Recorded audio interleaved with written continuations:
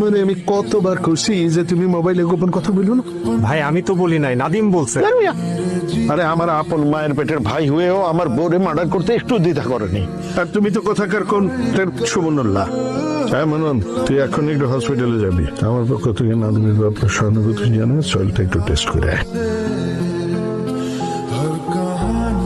শান্ত হন চাচা, কাজীদা মনে খুব কষ্ট পাইছে, সে আইতেছে।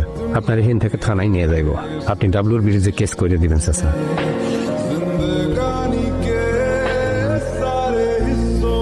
বস লাশের গাড়ি চাইতেছে বস। ঠিক আছে সাংবাদিকরা সব আসতেছে তো সুজন। জিওস আসছি স্যার। ওই ধর নামেন। কই যাবো? আরে নামতে গেছে না, নামেন। ওই বাইকে গিয়ে ওঠেন। আরে নামেন না, হাতে নামেন। ওটা পিছু পিছু যাও।